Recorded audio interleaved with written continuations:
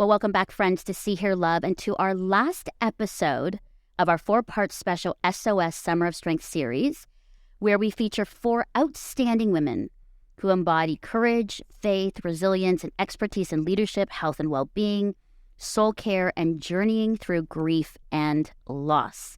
And our hope is that our stories and our conversations will and have strengthened you, encouraged you, and inspired you, our listeners, to live authentically, to live courageously, and to live a life of joy and possibility. And today, I am so excited because we end our series with this big, I was going to say big bang, but with one of my favorite people in the world. It's my very good friend, Anne-Marie Mediwake. And I'm so glad, Anne-Marie, that you're here to end off our amazing series on strengthening our viewers and listeners in areas of their life that we've heard from over the years that they need help with. So I'm so glad you're here. Thanks. And I'm happy to be here too. I know. I love it. And before we get going, I just need to gush about you. Now, it's interesting when you know somebody for so long like we've done. I think I've said I've known you for 20 plus years, 25 years. And I'm looking at your bio. And what's so upsetting to me was I didn't know some of this stuff.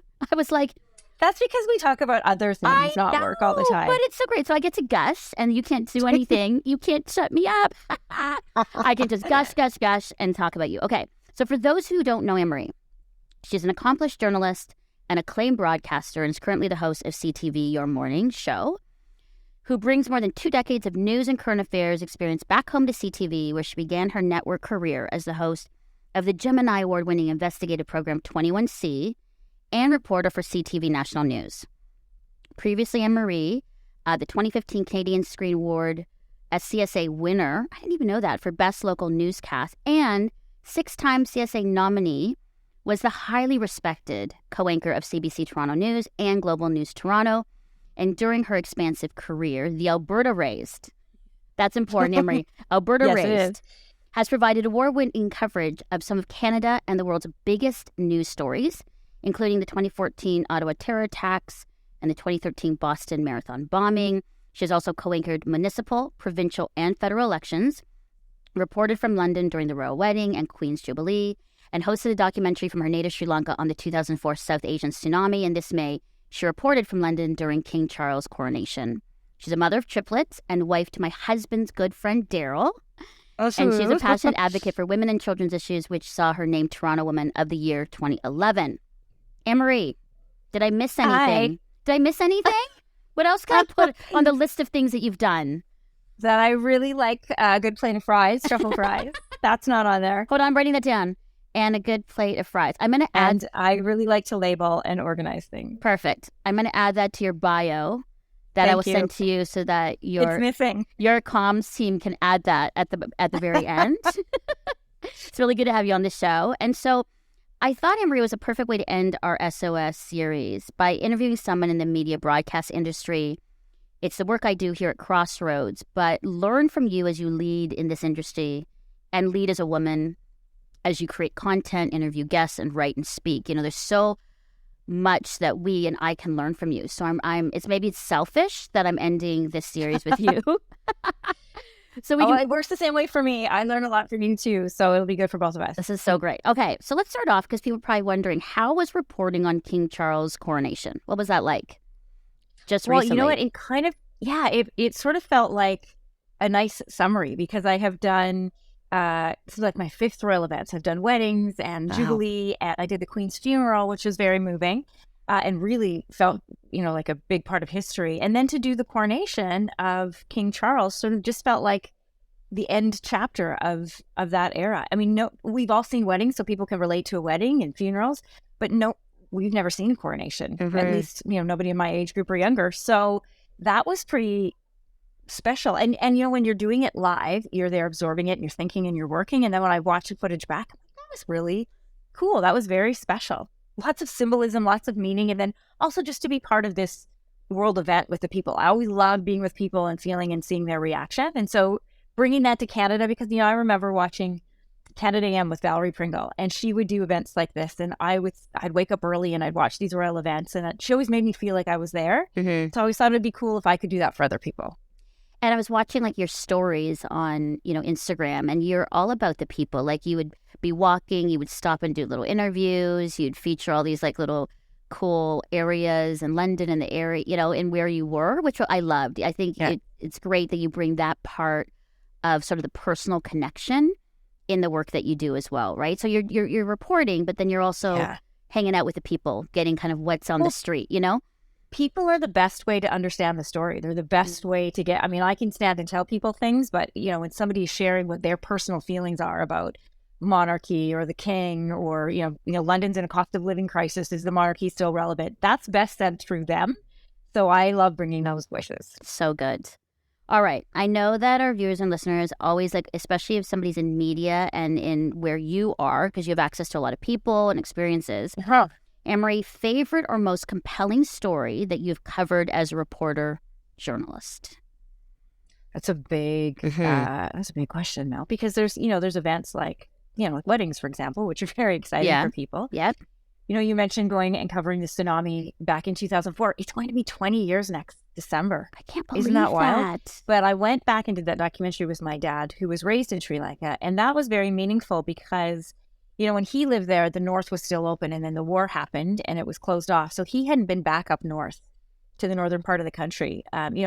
In that documentary, we also did a sit down with one of the heads of the Tamil Tigers, who has since been assassinated. And it was a very, there were 3 Western journalists who were given that interview. There was myself, Adrian Arsenault from CBC, and someone from BBC. That was it. And you're sitting there and you're in a courtyard and everybody surrounding you has guns strapped to their body. They're listening. He's using an interpreter. I know that he understands and speaks English fluently. It is a bit of a power dynamic. But just to be able to have access to that piece of the story to people was an incredible experience. And then, I talk to a lot of people every day. I probably do 5 or 6 interviews every day.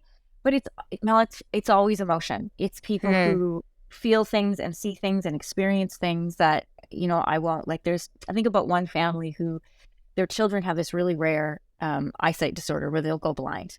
So they took their kids out of school and they are taking them around the world to give them as many visual experiences as they can before their eyesight goes. Oh. And it's meeting people like that just leave a mark on you, give you perspective on your own life, and remind people that, there are other things happening in the world outside of politics, outside of the economy, that have to do with real heart, family, emotional issues. So I always like those. Any kind of emotion in an interview, I always like. Happy, sad, mad, all of it. I can be emotional during this interview if you would like. Okay. So I can be one of your Don't favorites. Be mad. Pick all of the other emotions, just not mad. Okay, I'll be very emotional. On that, because you did mention that story of the family, but your favorite guest, maybe singular guest interview, and why? Like a person and why?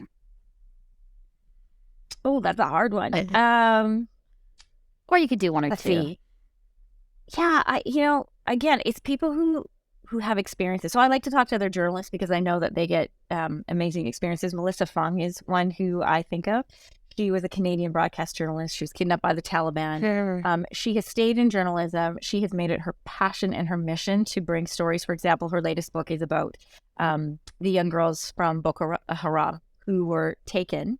And when they are returned to their villages, they are sometimes ostracized. They are not welcome back because they had been forced to be wives to these soldiers. And, I think about the stories of women in Afghanistan, young girls in Afghanistan who a year and a half ago, were going to school, living their life, and now having completely different circumstances and what life is like for them. So those kinds of interviews, those are heavy political sort of interviews, but I really like those because I think it's important for people to know what else is happening in the world. It's good. Anne-Marie, did you always want to be a journalist? Like, was there always that part of storytelling and curiosity, that you had when you were young? Like, everybody's like, well, everybody can kind of be a storyteller. I'm like, no, not really. Everybody has a story. Sometimes they don't tell it well, but there's something in you as you share this. There's this kind of emotional connection to people and emotion and story. Has that always been? I'm just very curious, and I have been my entire life. I like researching. I like facts. I like little stories. I like knowing how they make me feel. I like sharing that information with people. I used to, my nickname at my summer Bible camp was Multi Marie because I talked a lot. And so now I get paid you shouldn't have told me that, because now that might go on some text thread. Right. So I've always really liked asking questions. And I've said this to my co-host as well. Don't you feel so lucky every day? Things that we're interested in, things that we worry about, we get to find the experts and ask the questions and get the answers. I feel very fortunate every day that is my job. I know. It is, you know what, there are moments, Anne-Marie, like even when I'm in the studio and I actually have to take a pause and moment because I can't believe this is my job. To actually sit and listen to stories of people or to ask hard questions or to learn from experts. Like I have had probably more psychotherapy done, free psychotherapy done on me and my panelists because of our guests coming in than in my lifetime. And it's been so helpful in my life because I'm learning all of these new things, things I didn't know, aha moments. So it is a real privilege. Well, that happens with my kids. My kids hate my job sometimes because, when they want to have phones or they want access to whatever, I'm like, well, this expert says such and such and such and such. And so I remember my son one time said to me, he's like, oh, I hate your job. Because he's like, his whole thing is prove it. And I would come with all these stats and facts about, how much screen time is good and how much is bad. And anyway, I also like to gain information from experts on the show. Do you think, like for young people listening, like is curiosity something that you have naturally, or is it something that you can actually lean into and work at? Because I think curiosity is something really important. I really think that we're missing people who aren't as curious about the world and people. I don't know. What are your thoughts about that? I don't know, because I only know that I've always been curious. Yeah. But I can tell you that some of the skills, the broadcasting piece for me, the journalism side comes a lot from listening. And, a lot of people will see you talking or they see news people talking, but so much of it is listening. The biggest piece of it is being able to listen. That is the most important skill. And not everybody can listen. Some people have to learn how to listen. There's a saying about, God gave you 2 ears and 1 mouth for a reason. So listen twice as often. But yeah, listening is this. If you don't have the skill of listening, develop the skill of listening. You learn so much more. That is really good. Listening. I'm underlining that and writing that down right there. That's something I'm going to tell our kids. Listening. Auntie Anne-Marie has said listening. I know your kids. They are good, curious. They are good, curious kids. They are curious. But, as we're talking, I'm just taking some notes for the family dinner later this week. Anne-Marie, here you are, you're host of CTV Your Morning show. You're in a lot of spaces hosting and speaking and, listening. I want to kind of shift and talk about, leadership as a woman in media and leadership overall. Joe and Dr. Susan and Stephanie, who I interviewed, before you, the challenges of being a woman in leadership and places of influence, they've all talked about in managing emotions and all the things, right? Just want to kind of land on that for a little bit about your own thoughts of realities and challenges as a woman in leadership and in the media industry, because I'm in it too, and I have some challenges myself, and as a Filipino woman and who was young going into this world, it wasn't easy. At all, and here we are. So what are your thoughts? What would you say your own realities you've experienced and maybe some of the challenges and how you've kind of navigated through that? I think being a woman in broadcasting, in particular in news, there's a lot, I recognize there's a lot of women who've gone before me and have fought some really heavy and hard battles. So any of the work I do now or any of the space I take now is directly a result of them carving that out. I think for me, being young and being a woman of color meant that you really felt like you had to get it right. There was no space, no room for error. Nobody ever said that, but that's what I felt like. I felt like I was being given this shot and this space, but that also didn't intimidate me because I just knew that you could just work hard and you just had to keep working hard. Pay equity, about this. This is my big bugaboo. Pay equity for women across the board, whether it's broadcasting or not. We need to get there. Enough is enough. It's ridiculous. I'm raising 2 teenage daughters and it drives me bonkers to think that they will work and put in the same amount of effort and get less money simply based on gender. Yeah. That's always been my big issue, because to me, there's no fairness in that. And in our Western world, we show respect through value. So if you value and respect someone, pay them that way, whether they're male or female. That's sort of my feeling on that. I think, one thing I really observed is, I think any woman who listens to this has had that experience. If you've been in a meeting where, you say one thing and a male colleague will say it and suddenly that's heard and yours wasn't. That always happens. The speaking over, that happens. And again, I don't think anyone's doing it intentionally. I also think there's a lot of societal piece to that. And I know that because when I came to a team once that was predominantly women, but there was a male co-anchor in the role, it still happened. And I thought, wait a minute, we are all women. Why is this still going on? I thought, because this is how we've been conditioned, that a male voice is more authoritative. Mood will affect things, right? If a male colleague is mad or frustrated, oftentimes you will see it's typically female colleagues who will try to make it better, try to appease that emotion in them. So it's important to watch for the balance on that.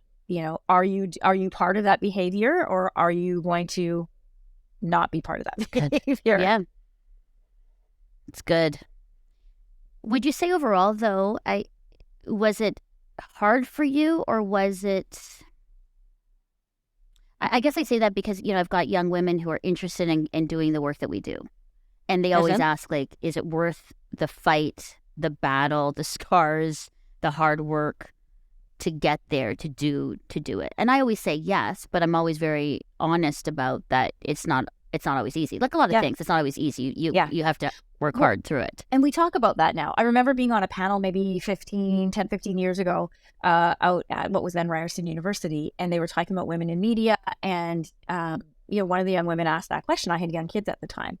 And so I said, look, I'm going to be really honest. It is very expensive to be a woman in broadcasting. Not only do you have to look and dress a certain way, expectations are different for men. You've heard me say this before.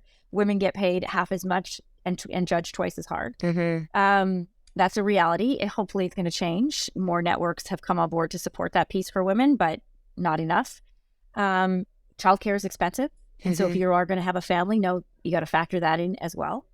And I remember the moderator in that panel was like, well, we want to keep this positive. And I said, well, we are going to keep it positive, but we're also going to keep it very real. I can't in good conscience tell you it's not expensive. But if you love what you do, you can be part of the change. So I'm happy now. I know you feel like this way too, Mel. I'm happy to be in a place where we've not only made space for people, but we've held space for people. Like it wasn't just enough to be in the room. You got to hold the door open, and you got to make sure there's more than one chair at the table. And, a lot of times so many companies have come on board with diversity and inclusion, and they want to give space, but they forget to give support too.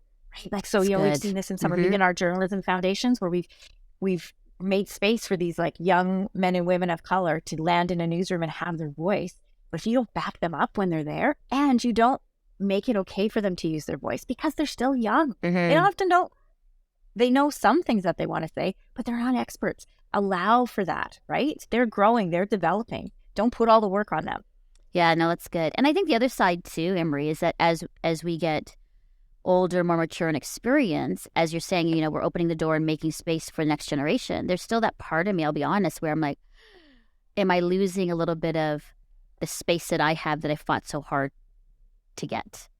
And I've talked to a couple of women in that space where it's like, Jo Saxton earlier, she's like, the challenge with women, it's like, you have fought your way, worked really hard to get here, and now you're confronted with, now I've got to make room for the next generation. And sometimes it's really hard to let go because you're so wanting what you've worked, 20, 25 years to get to.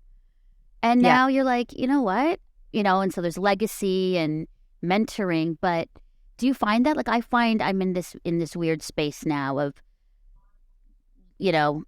championing and amplifying, young women's voices, but still there's a part of me that's like, I'm not getting as many speaking as I used to because there's some young women that are taking that now, and I'm kind of working through that emotionally right now. So I always knew that was going to happen. Broadcasting is just, that is the, I always said for female broadcasters, they're like athletes. You have a window. And that window's lengthening for the most part, which is good. Like, we don't need to see, we can see gray hair on the air and it's okay. Mm-hmm. You know, the world is not going to fall apart because, Right. you know, someone's decided to stop coloring hair.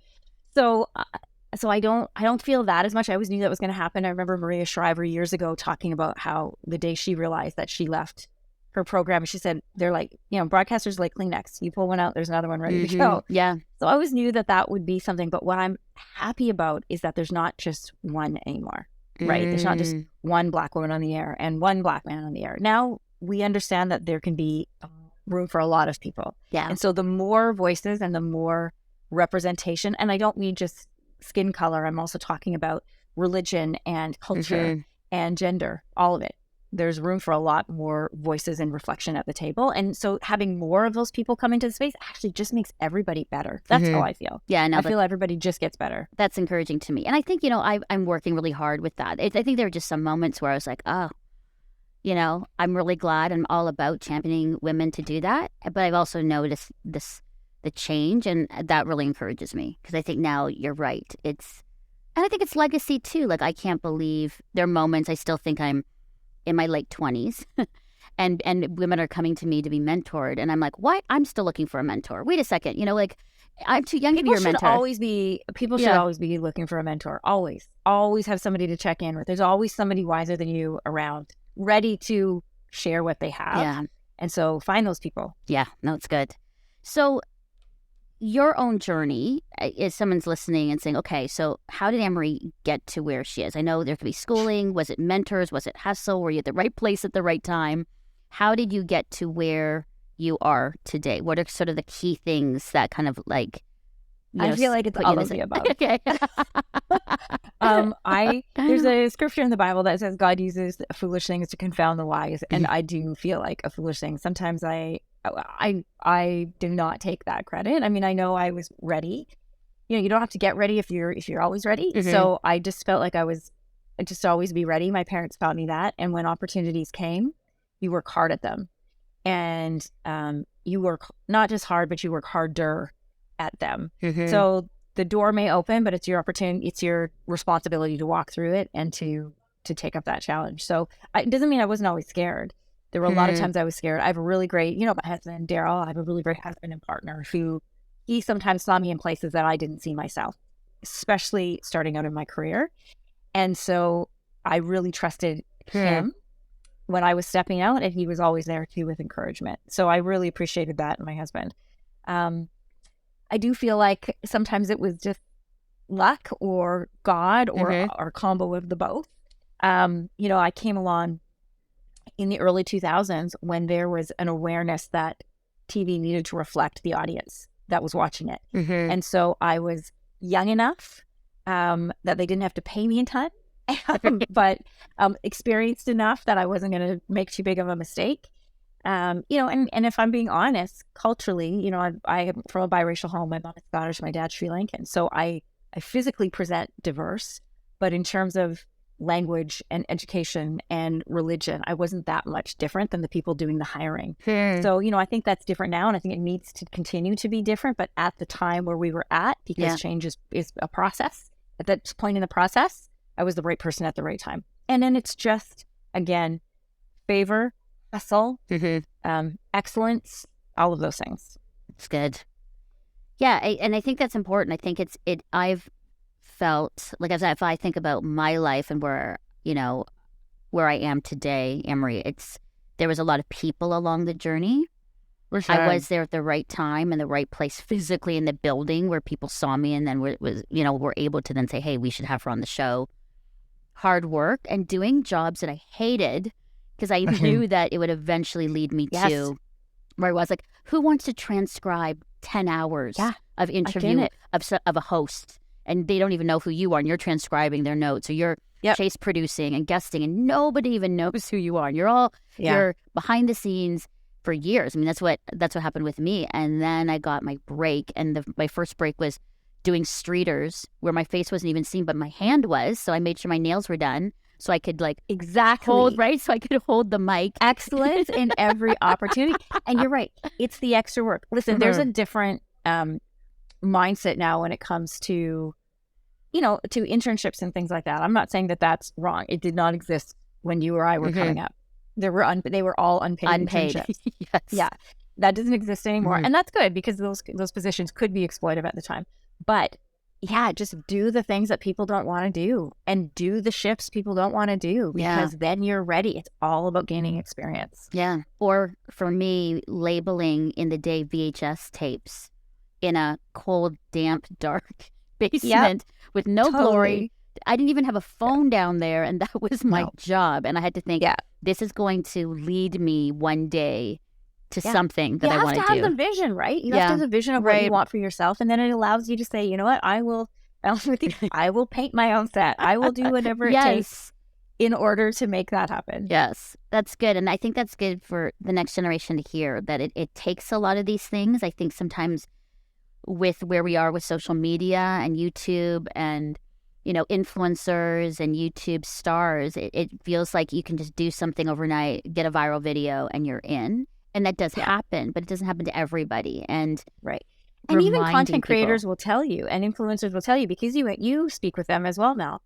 It's a lot. Content creation is a lot of work. Yes. So it's just not as easy as it seems, and it's just work we don't get to see. But man, the pressure is high in that new media. Yeah. So it's still work. It's good. Okay, so we're hearing you talk about, how you got to where you are, the work, and as you were in that, conversation with young people, and you're being honest about, the challenges of being in broadcast. I think the question then is, and I think it's for me too, and, it's a friend conversation as well, but how do you manage, Anne-Marie, in leading yourself in your professional life, personal life? Like, how do you balance all the things? Because I think that's part of being a woman in this work, and being a woman with a family and having a partner and husband and community and friends. Like, it's a lot. And a lot of women say to me, I can't do it all well. When does it give? Is it seasons? What are your thoughts on that? So I was really fortunate. I had a mom who worked and a mom who had a career, which was very unusual in the 70s and the 80s. And she did a lot of leadership teaching. And one of the things she taught me when I was 12 was to make a mission statement, which sounds like that was how my mom communicated love. She would give me leadership tips. Mission statement. Yeah. So at 12, I had a mission statement. That's amazing. What I wanted. Or you have a vision. I had a visual picture in my life of what I wanted it to look like. And then it's just having that focus. It helps you to figure out your decisions, right? If it doesn't lead to this, then it's not something that we do. How do I balance it? If you've ever watched anybody try to balance anything, it's a constant recalibration, right? Sometimes you put more time somewhere else, sometimes you don't. Having a values list is really important. I guess what I'm trying to say is knowing yourself. What are your values? What are your key and core values? Because it may not influence the job that you take, but it influences how you act in that job. Who you are is so important. Know what your values are. That's just so important.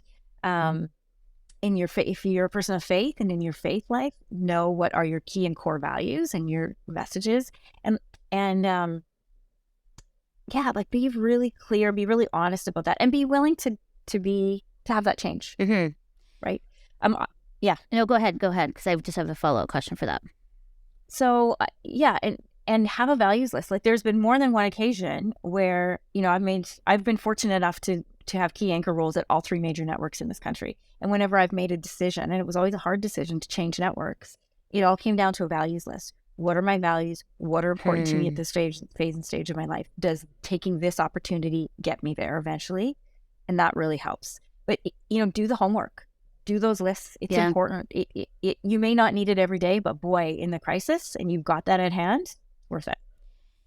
I was going to say, this is the follow-up, is that, throughout this series, but also throughout, my show, there's always this, at the very end, it's always, okay, now what are you going to do? You can't just live life. And I say this to, young women all the time.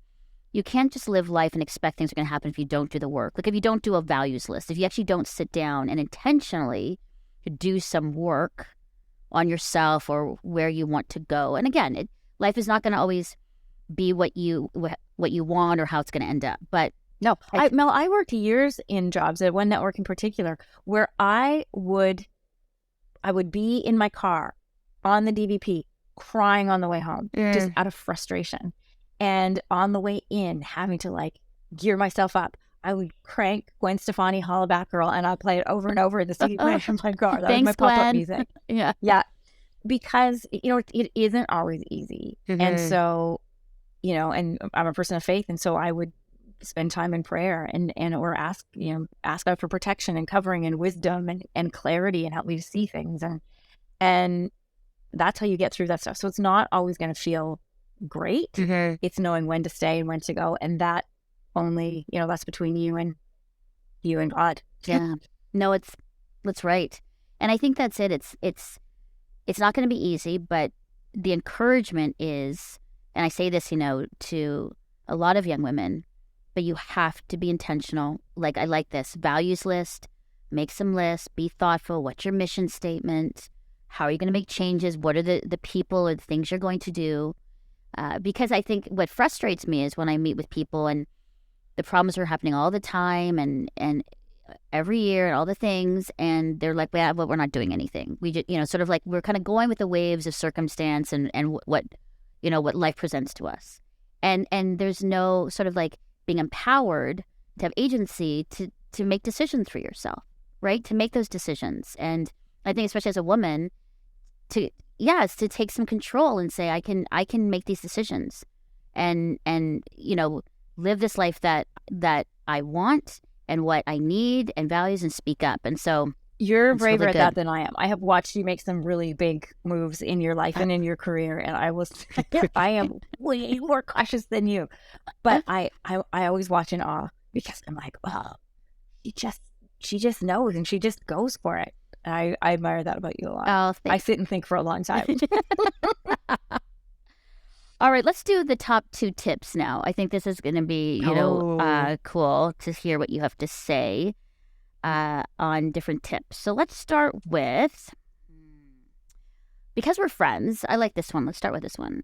Top 2 tips on how to be a good friend or find good friends. Because you have that. You have a really incredible community in all different places. You can talk about that. But what would be your top 2 tips? Because I think friendship is one of the key things that has helped me in my life journey. A community is the thing that's helped me. And so there's a lot of people, Anne-Marie, that have written me over the years. And one of the biggest things I hear is that, Melinda, where can I find good friends? Melinda, where can I find a good community? And it kind of shocks me because, you know, I have, you know, lots of really good friends. But no, I didn't know. I know this sounds strange, but that so many women don't. Because that's been the context of my life. I think it's been because of growing up as a missionary family, and my parents had to find friends in the Philippines when their family was in Canada. So I saw that modeled very strongly and effectively as my parents, you know, created a community wherever they were. But your tips for the women that are really struggling without friendships? Find a friend like Melinda who has a lot of friends. No, I'm just kidding. I'm just kidding. No, I would say, so my friendships that I have, I keep for a really long time. Mel, you know this about me. I'm still friends with my best friend from summer camp at 8. We were 8 years old when we met. And my friends from my church youth group from when I was 14, we are all still friends. So I keep mine for a really long time. But, you know, so I think what's important to me in friendship, I'm a very loyal person, so that's very important to me. But I'm also very careful.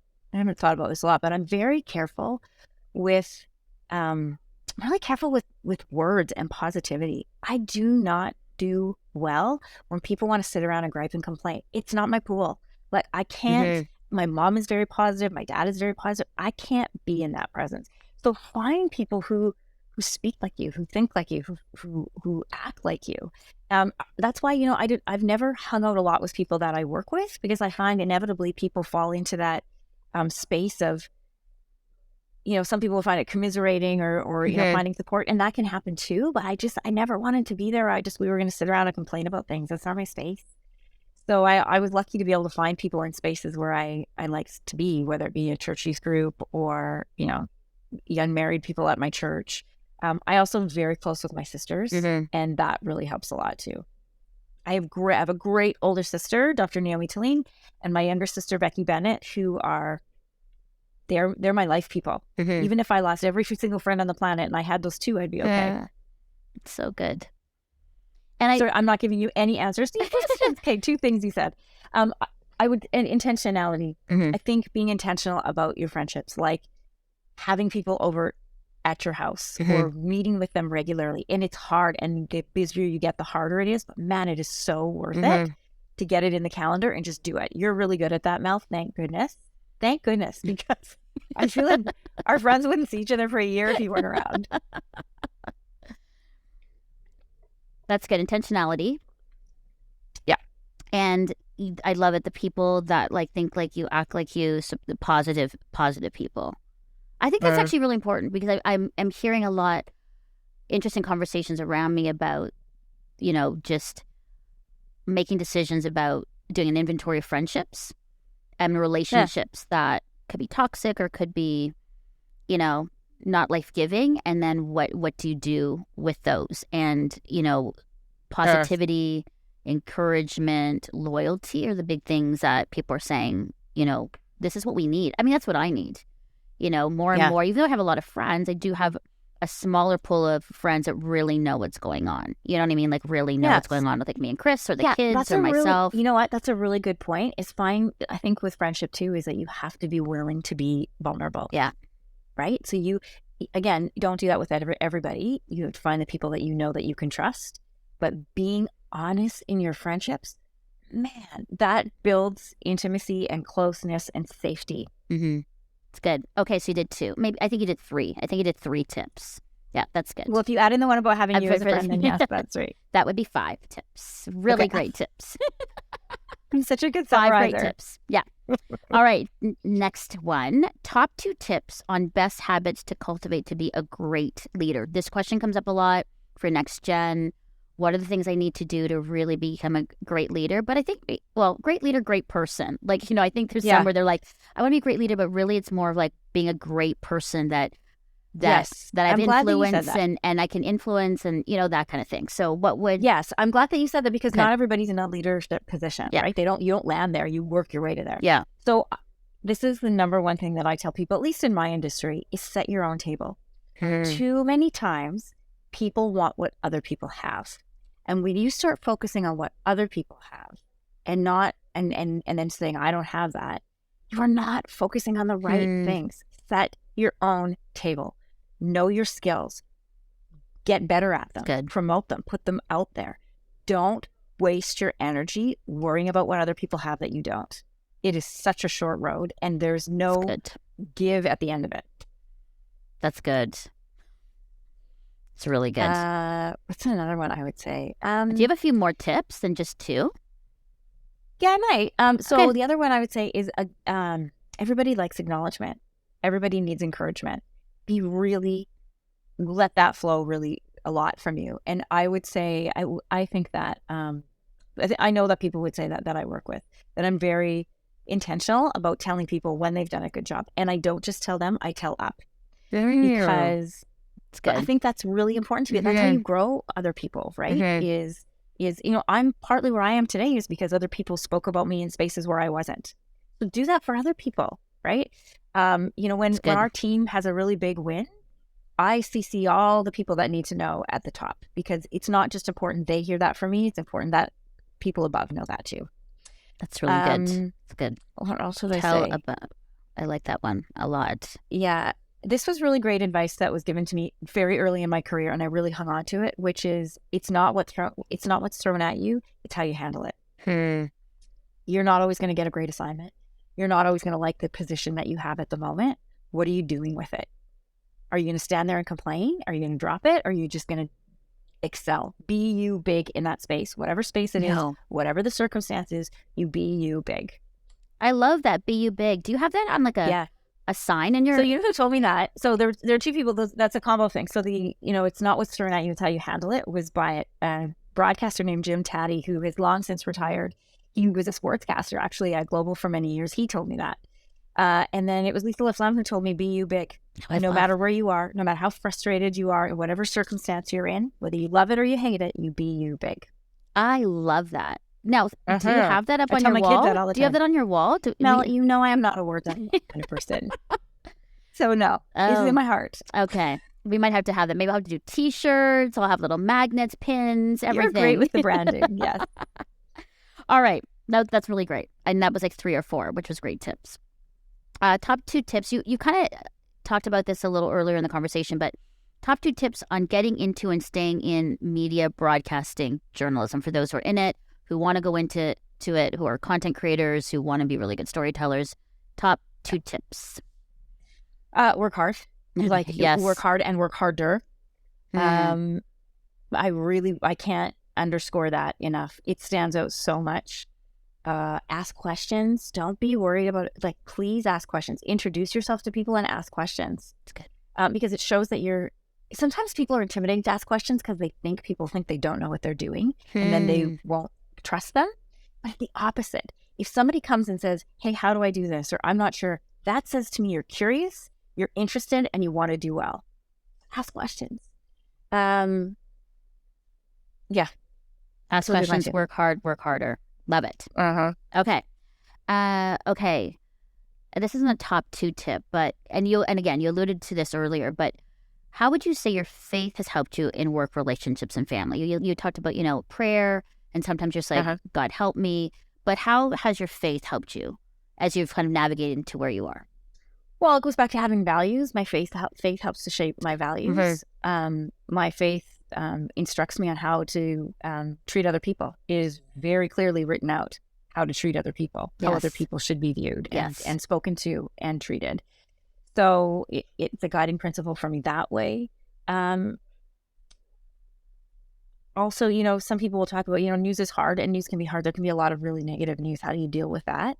I pray for people who impact me. If I've done a story, I remember years ago interviewing a family who lost a teen by suicide. And I remember it was hard, and you pray for those people. When there are parents of a school shooting, I go home and I hug my kids and I pray for those families. And I'm grateful for the things that I have. Yeah, I would say that it just really keeps me grounded. Yeah. It reminds me of who I am and where I've come from. And I know this scripture's in your kitchen because I've seen it. So these are the words I would put on my wall, which is the scripture, which is do justly, love mercy, and walk humbly. I think they're so key. Do justly tells you how to treat other people, how to look at situations that feel unfair or unbalanced. Love mercy, very clear. If you can err on the side of anything, err on the side of kindness, err on the side of mercy. Yeah. And walk humbly. Listen, we are all humble beings on this earth. It does not, and it can all, if you think you're all that in a bag of chips, it can go away like that. We see it over and over again. And the world loves, they love a star, but they love a shooting star, falling star even better. Yeah. It's good. I love that. Finally, Anne-Marie, anything that you want to say to the young woman who starting off her career or struggling today, has no idea her values, mission, but just feels a little lost on where am I going? What am I doing? Am I good enough? Am I worthy enough to do this work? Or I don't, there's so many. I'm kind of like clumping everything into this young girl. But what's your encouragement to a young girl today who's trying to navigate life and it just feels overwhelming and hard? I can think of some young women that I've met recently or that I even work with now. And the first thing I would say to them, I love you. Keep going. Do it. Keep going. External validation feels really good. You cannot build your life and career on it. You have to know within yourself who you are, what you're about, what your value is. That if you are waiting to have all of that manifested through other people, boy, you're in for a lot of pain. Know who that is. Do the work to find out who that is within yourself, and then find a champion. Then find a champion who will say to you, "I see this in you." I wouldn't be where I am without people who champion me. Lorna Dewick brought me out to Ontario from Alberta. I've had men and women both be really strong champions of me in my career. But find those people, and they'll be honest with you. They'll say, perhaps you want to focus more on this, maybe do less of that. But find that person if you can. It's fantastic. And keep going. Keep going. I just would encourage them, keep going, keep doing it. Don't it's give hard. up. It's not supposed to be easy all the time.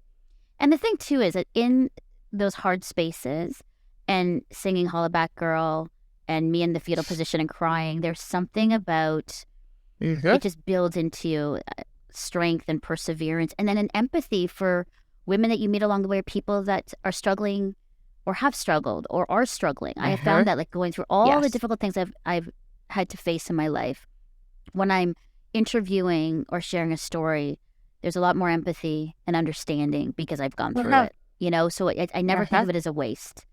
Anything that's been difficult that's happened to me. Those years were difficult, but I always think of people, I don't focus on how difficult they were. I focus on the lessons I learned from that time, which was, I knew when I left that place, I knew who I was. I knew what I would and would not stand for. I knew how I wanted to be treated, how I wanted to treat others. I got some real clarity in those hard moments. So they are not a waste. They are not there to beat you down. Just, they're hard. Find people to help you through them. The lessons will be there. Incredible. Well, Anne-Marie Mediwake, that was so fun. I mean, I could talk to you for days and hours, which we do. But I love this because I just love how this was a perfect way to end our SOS Summer Strength series. There were so many tools that you've given to us and reminders to strengthen us in areas of leadership and friendship and in media. So many good things in our faith. And so I guess I have to say this. I am super proud of you. I am so proud of where you are, but more importantly, who you are.